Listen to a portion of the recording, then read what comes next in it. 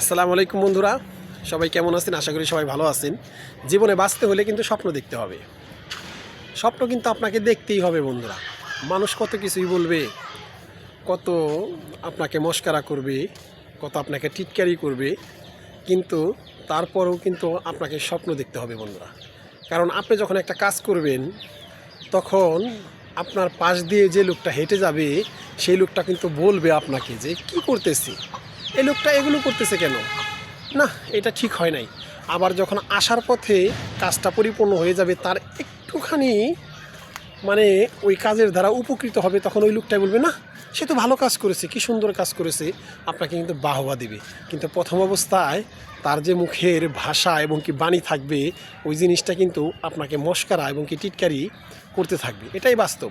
এবং কি এই পৃথিবীতে এখানে আপনি যে কাজটা করবেন, সেই কাজটা দিয়ে তার যে পর্যন্ত বিন্দুমাত্র উপকার না হবে, যখন তার ভালো না লাগবে, সেই পর্যন্ত কিন্তু অপদস্থ এবং কি দুর্নাম করতে থাকবে আপনার কাজের।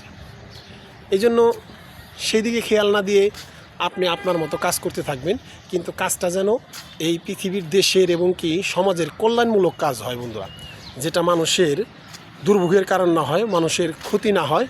এই সমস্ত কাজ আপনি করবেন, কিন্তু মানুষ আপনাকে কি বললো না বললো সেই দিকে কিন্তু আপনি দেখবেন না। কারণ ওইদিকে যদি আপনি ওই মানুষের কথা আপনার ভিতরে আঘাত মনে করে আপনি রেখে দেন, কিংবা ওই মানুষের কথায় কিছু মনে করেন, তাহলে কিন্তু ওই কাজটি আপনি করতে পারবেন না।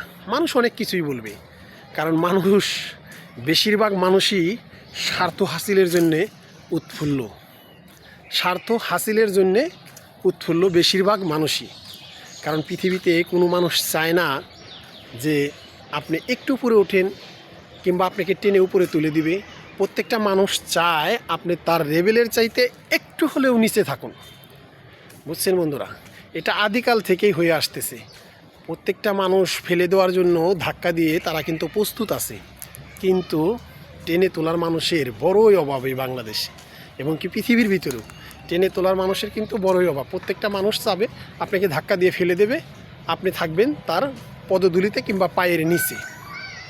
এই জন্য স্বপ্ন দেখা দুঃখের কিছু নয়। স্বপ্ন দেখবেন এবং কি ভালো ভালো কাজকর্ম করবেন, ইনশাল্লাহ আপনি সফল হবেন। কারণ ভয়, যে কোনো জায়গায় ভয় রাখতে হবে, কিন্তু আইনের প্রতি শ্রদ্ধাশীল হতে হবে।